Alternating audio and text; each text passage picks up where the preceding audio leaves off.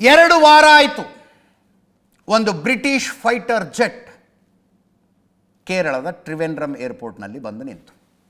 F-35B ಮಾಡೆಲ್ನ F-35 ಪ್ರಪಂಚದಲ್ಲಿ ಈಗ ಇರುವ ಅತ್ಯುತ್ತಮ ಅತ್ಯಾಧುನಿಕ ಯುದ್ಧ ವಿಮಾನ.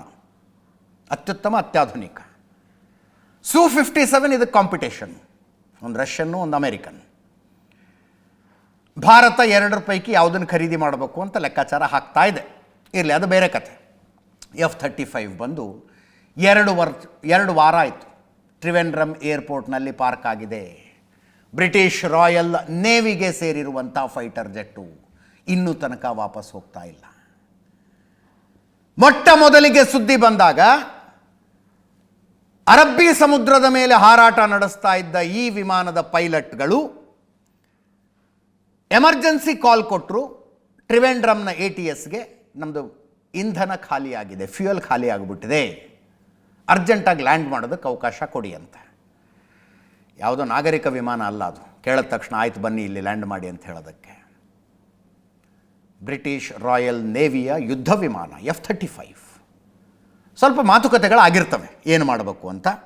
ಅಂತೂ ಇಂತೂ ಭಾರತ ಡಿಸೈಡ್ ಮಾಡ್ತು, ಓಕೆ ಬಂದು ಲ್ಯಾಂಡ್ ಮಾಡ್ಕೊಳ್ಳಿ ಅಂತ.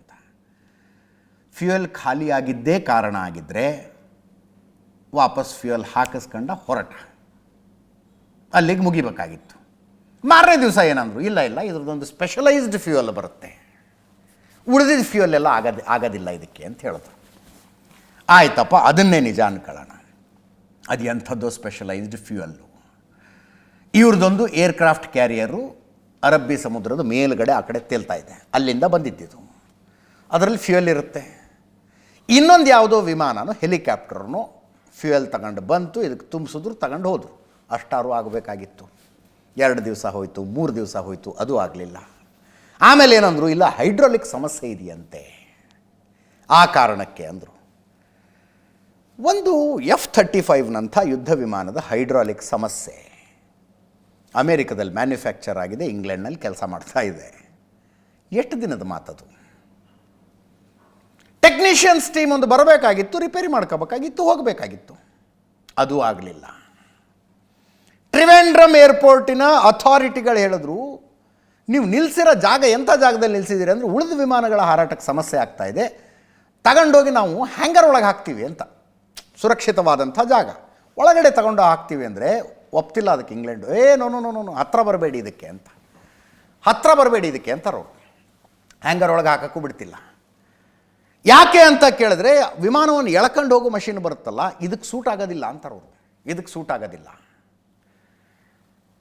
ಒಂದು, ನಾನು ಆಗಲೇ ಹೇಳಿದೆ, ಜಗತ್ತಿನಲ್ಲಿ ಸದ್ಯಕ್ಕೆ ಇರುವ ಅತ್ಯುತ್ತಮ ಯುದ್ಧ ವಿಮಾನ ಇದೆ. ಭಾರತೀಯ ಟೆಕ್ನಿಷಿಯನ್ಸ್ಗಳ ಹತ್ರ ಬಂದು ಇದರಲ್ಲಿರೋ ಟೆಕ್ನಾಲಜಿನ ಏನಾದ್ರು ತಿಳ್ಕೊಂಬಿಟ್ರೆ, ನೋಡಿಬಿಟ್ರೆ, ಇದನ್ನು ಟೆಕ್ನಿಷಿಯನ್ಗಳು ಬಂದರು. ಇದ್ರ ಹಿಂದಿಂದನೇ ಒಂದು ಹೆಲಿಕಾಪ್ಟರ್ ಹಾರಾಡ್ಕೊಂಡು ಬಂತು, ಅದರಲ್ಲಿದ್ದವರು ಅದನ್ನು ಚೆಕ್ ಮಾಡಿದ್ರು. ಭಾರತೀಯರು ಅಕ್ಕಪಕ್ಕದಲ್ಲಿ ನಿಂತ್ಕೊಂಡಾಗ ಇದ್ರದ್ದು ಎಂಜಿನ್ ಓಪನ್ ಮಾಡೋಕ್ಕೂ ತಯಾರಿಲ್ವಂತವ್ರು. ಒಳಗೇನಿದೆ ಅಂತ ನೀವು ನೋಡ್ಕೊಂಬಿಟ್ರೆ ಅಂತ ಎಂಜಿನ್ ಓಪನ್ ಮಾಡೋದಕ್ಕೂ ತಯಾರಿಲ್ಲ. ಅದು ಎಂಥ ರಿಪೇರಿ ಬಂದಿರ್ಬೋದು, ಇದು 2 ವಾರ ಮೇಲಕ್ಕೆ ಹಾರದೇ ಇರುವಂಥ ರಿಪೇರಿ. ಏರ್ಪೋರ್ಟ್ ಅಥಾರಿಟಿಗೆ ಹೇಳ್ತಾ ಇದೆ, ನೀವು ಇಷ್ಟು ದಿವಸ ಪಾರ್ಕ್ ಮಾಡಿದ್ದಕ್ಕೆ ಪಾರ್ಕಿಂಗ್ ಚಾರ್ಜ್ ಕೊಡಬೇಕಾಗತ್ತೆ ಇಲ್ಲಿ ಅಂತ. ಅದನ್ನು ಕೊಡೋದಕ್ಕೆ ತಯಾರಿದ್ದಾರೆ ಅವರು, ಅದನ್ನು ಕೊಡೋದಕ್ಕೆ ತಯಾರಿದ್ದಾರೆ. ಈಗ ರಿಪೇರಿ ಆಗಬೇಕಂತೆ, ಹ್ಯಾಂಗರಿಗೆ ನಾವೇ ಎಳ್ಕೊಂಡು ಹೋಗ್ತೀವಿ ಅಂತಾರೆ. ಅದ್ರದ್ದು ಮಷಿನ್ ಅವರೇ ತಗೊಂಬರ್ತಾರಂತೆ. ನಿಮ್ಮ ಮಷಿನ್ನು ಬೇಡ, ನಾವೇ ಹ್ಯಾಂಗರಿಗೆ ಎಳ್ಕೊಂಡು ಹೋಗಿ, ಅಂದರೆ ನಾವು ಬಾಗಿಲಕ್ಕಂಡು ರಿಪೇರಿ ಮಾಡ್ಕೋತೀವಿ ಇದ್ರದ್ದು ಅಂತ. ಬಾಗಿಲಕ್ಕಂಡು ರಿಪೇರಿ ಮಾಡ್ಕೋತೀವಿ. ಇದೆಲ್ಲದರ ಮಧ್ಯದಲ್ಲಿ ನಡೀತಾ ಇರುವ ಒಂದು ಇಂಟ್ರೆಸ್ಟಿಂಗ್ ಚರ್ಚೆ. ನೀವು ಸೋಷಿಯಲ್ ಮೀಡಿಯಾದಲ್ಲಿ ಇಂಗ್ಲೀಷ್ ಚಾನಲ್ಗಳನ್ನು ಫಾಲೋ ಮಾಡೋದಿದ್ರೆ ಇದು ನಿಮಗೂ ಕಿವಿಗೆ ಬಿದ್ದಿರುತ್ತಿದ್ದು. ಭಾರತದ ರಡಾರ್ ಕೆಪಾಸಿಟಿಯನ್ನು ಚೆಕ್ ಮಾಡೋದಕ್ಕೆ ಬೇಕು ಅಂತಾನೆ ಇದನ್ನು ಹಾರಿಸಿದ್ರು ಅಂತ. ಇದು ಸ್ಟೆಲ್ತ್ ವಿಮಾನ. ಸ್ಟೆಲ್ತ್ ವಿಮಾನ ಅಂದರೆ ಅದಕ್ಕೊಂದು ವಿಶೇಷ ಕೆಪಾಸಿಟಿ ಇರುತ್ತೆ, ಬೇರೆ ರಡಾರ್ಗಳ ಕಣ್ಣಿಗೆ ಕಾಣೋದೇ ಇಲ್ಲ, ಅದು ಗೊತ್ತಾಗೋದಿಲ್ಲ, ಕನ್ಫ್ಯೂಸ್ ಮಾಡಿಬಿಡುತ್ತೆ ರಡಾರ್ ನೋಡ್ತಾ ಕೂತ್ಕೊಂಡವ್ರಿಗೆ. ಇರಾನಿನ ಮೇಲೆ ದಾಳಿ ಮಾಡಿದ ಅಮೇರಿಕನ್ ಬಾಂಬರ್ಗಳ ವಿಷಯದಲ್ಲೂ ನಾವು ಒಂದು ಮಾತನ್ನು ಹೇಳಿದ್ವಿ. ಅದು ಎಂಥ ಸ್ಟೆಲ್ತ್ ಕೆಪಾಸಿಟಿ ಆ ಬಾಂಬರ್ಗಿದೆ ಅಂದರೆ, ಶತ್ರು ದೇಶದ ರಡಾರ್ನಲ್ಲಿ ನೋಡ್ತಾ ಕೂತ್ಕೊಂಡವರಿಗೆ 3.5 ಫೂಟ್ ಅಗಲದ ಯಾವುದೋ ಒಂದು ವಸ್ತು ಅಂತ ಅನಿಸುತ್ತದು ವಿಮಾನ, ಅಷ್ಟು ದೊಡ್ಡ ವಿಮಾನ ಇದೆ. ರಡಾರ್ ರೇಸನ್ನು ಅದು ಹೆಂಗೆ ಬೌನ್ಸ್ ಮಾಡಿ ಮೇಲೆ ಕಳಿಸ್ಬಿಡುತ್ತೆ, ವಾಪಸ್ ಕಳಿಸೋದಿಲ್ಲ ಅದು. ಕೆಲವು ಅಬ್ಸರ್ವ್ ಮಾಡ್ಕೊಳ್ಳುತ್ತೆ. ರಡಾರ್ನಲ್ಲಿ ನೋಡ್ತಾ ಕೂತ್ಕೊಂಡವ್ರಿಗೆ 3.5 ಫೂಟದ ಯಾವುದೋ ಒಂದು ವಸ್ತು ಹಾರ್ತಾ ಇರೋ ಹಂಗೆ ಅನ್ನಿಸ್ತಿರುತ್ತೆ. ಅದರ ಅರ್ಥ ಯಾವುದೋ ಹಕ್ಕಿ ಥರ ಅನ್ನಿಸ್ತಿರುತ್ತದು, ಗೊತ್ತೇ ಆಗೋದಿಲ್ಲ ಅಂತ. ಅಂಥ ಕೆಪಾಸಿಟಿ ಈ ವಿಮಾನಕ್ಕಿದೆ. ಇದರ ಸ್ಟೆಲ್ತ್ ಕೆಪಾಸಿಟಿ ಭಾರತದ ರಡಾರ್ಗಳನ್ನು ಕಣ್ಣು ತಪ್ಪಿಸಬಹುದಾ ಅಂತ ಚೆಕ್ ಮಾಡೋದಕ್ಕೆ ಬೇಕು ಅಂತ ಬಂದಿತ್ತಂತೆ. ಬೇಕು ಅಂತ ಇಂಗ್ಲೆಂಡ್ನವ್ರು ಇದನ್ನು ಕಳಿಸಿದ್ರು, ಯಾವ ಇಂಧನ ಖಾಲಿಯಾಗಿದ್ದಲ್ಲ ಏನಲ್ಲ ಅಂತ. ಆದರೆ ನಡೀತಾ ಇರುವ ಚರ್ಚೆಯ ಪ್ರಕಾರ ಭಾರತದ ವಾಯು ರಕ್ಷಣಾ ವ್ಯವಸ್ಥೆಯ ಕಣ್ಣಿಗೆ ಇದು ಬಿದ್ದುಬಿಡ್ತು. ಸಾಮರ್ಥ್ಯ ಪರೀಕ್ಷೆ ಮಾಡೋದಕ್ಕೆ ಅಂತ ಬಂದಂಥ ಈ ವಿಮಾನ ಭಾರತದ ರಡಾರ್ ಕಣ್ಣಿಗೆ ಬಿತ್ತು. ಕಣ್ಣಿಗೆ ಬಿದ್ದ ಮೇಲೆ ಏನು, ಭಾರತ ಇಮಿಡಿಯೇಟಾಗಿ ಆಕ್ಟಿವೇಟ್ ಮಾಡ್ತು. ಗೊತ್ತಾಗುತ್ತದು ಯಾವ ವಿಮಾನ ಅಂತಂದರೆ ಒಂದು ಯುದ್ಧ ವಿಮಾನ. ನಮಗೆ ಗೊತ್ತಿಲ್ಲದಂಗೆ ನಮ್ಮ ವಾಯು ಪ್ರದೇಶಕ್ಕೆ ಎಂಟ್ರಿ ಕೊಟ್ಟಿದೆ ಅಂದರೆ IACCS ಅನ್ನು ಭಾರತ ಆಕ್ಟಿವ್ ಮಾಡ್ತಂತೆ. ಎಲೆಕ್ಟ್ರಾನಿಕ್ ವಾರ್ಫೇರ್ ಸಿಸ್ಟಮ್ಗಳು ಆಕ್ಟಿವ್ ಆದವು. IACCSನ ಎಲೆಕ್ಟ್ರಾನಿಕ್ ವಾರ್ಫೇರ್ ಸಿಸ್ಟಮ್ಗಳು. ರಡಾರ್ ಈ ವಿಮಾನವನ್ನು ಲಾಕ್ ಮಾಡ್ತಂತೆ. ಆ ವ್ಯವಸ್ಥೆ ಹೆಂಗಿರುತ್ತೆ ಅಂದರೆ ಆಕ್ಟಿವೇಟ್ ಆದಾಗ ಪೈಲಟ್ಗಳು ವಿಮಾನದ ಮೇಲಿನ ಕಂಟ್ರೋಲ್ ಕಳ್ಕೊಂಡ್ಬಿಡ್ತಾರೆ.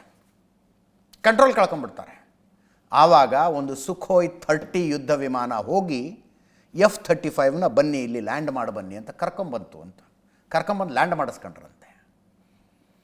ಭಾರತೀಯ ವಾಯುಪಡೆ ಫೋರ್ಸ್ಫುಲಿ ಇದನ್ನು ಲ್ಯಾಂಡ್ ಮಾಡಿಸಿಕೊಂಡಿದೆ ಅನ್ನುವ ಚರ್ಚೆಗಳು ಬಹಳ ಜೋರಾಗಿ ಆಗ್ತಾ ಇದ್ದಾವೆ ಈಗ. ಇಂಧನ ಖಾಲಿಯಾಗಿದ್ದು ಅಲ್ಲ, ಹೈಡ್ರಾಲಿಕ್ ಸಮಸ್ಯೆನೂ ಅಲ್ಲ, ಏನಲ್ಲ. ನಮ್ಮ ರಡಾರ್ ವ್ಯವಸ್ಥೆಯನ್ನು ಚೆಕ್ ಮಾಡೋದಕ್ಕೆ ಬಂದು ಲಾಕ್ ಆಗಿದೆ ಇದು ಅಂತ. ಇದನ್ನು ತೆಗೆದುಕೊಂಡು ವಾಪಸ್ ಹೋಗೋದಕ್ಕೆ ಮಾತುಕತೆಗಳು ನಡೀತಾ ಇದ್ದಾವಂತೆ. ಗೊತ್ತಿಲ್ಲ ಅಂದರೆ ಭಾರತದ ಯಾವುದೇ ದೇಶದ ರಡಾರ್ ವ್ಯವಸ್ಥೆ ಒಂದು ಶತ್ರು ದೇಶದ ವಿಮಾನವನ್ನು ಲಾಕ್ ಮಾಡಿದಾಗ ಪೈಲಟ್ ನಿಯಂತ್ರಣ ಕಳೆದುಕೊಳ್ತಾರೆ ಅಂದರೆ ಮತ್ತೆ ರಿಲೀಸ್ ಮಾಡಿದ ತಕ್ಷಣ ಹಾರಿಸ್ಕೊಂಡು ಹೋಗೋದಕ್ಕೆ ಬರುತ್ತೋ ಇಲ್ಲೋ ಗೊತ್ತಿಲ್ಲ. ಟೆಕ್ನಿಕಲಿ ನನಗೆ ಗೊತ್ತಿಲ್ಲ ಅದು. ಅದರದ್ದು ರಿಪೇರಿ ಏನಾದ್ರು ಬಾಕಿ ಇದೆಯಾ ಅಂತ ಡೌಟು. ಈ ಮಧ್ಯದಲ್ಲಿ ಕೇರಳದವರು ಅಲ್ಟಿಮೇಟ್ ಇದು ಮಾತ್ರ ಎಷ್ಟು ಎಂಜಾಯ್ ಮಾಡಿದೆ ನಾ ಇವತ್ತು ಅಂದರೆ,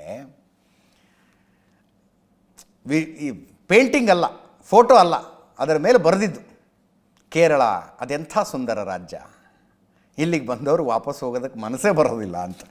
ಕೆಳಗಡೆ F-35Bದ ಫೋಟೋ ಹಾಕಿದ್ದಾರೆ.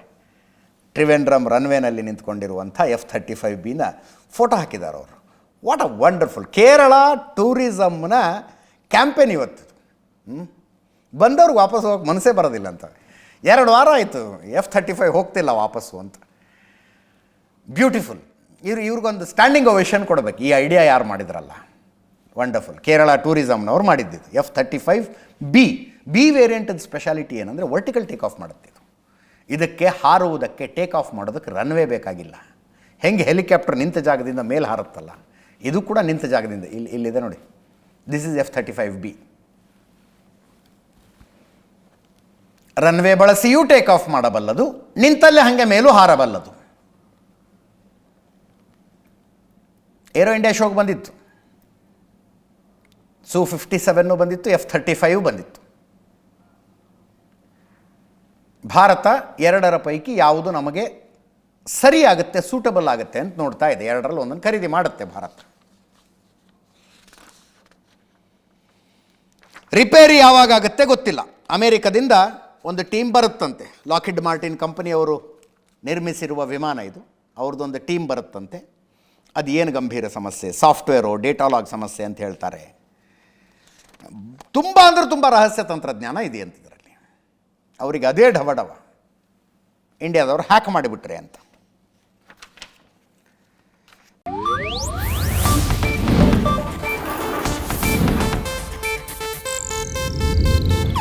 ಇದು ಏಷ್ಯಾನೆಟ್ ನ್ಯೂಸ್ ನೆಟ್ವರ್ಕ್ ಪ್ರಸ್ತುತಿ.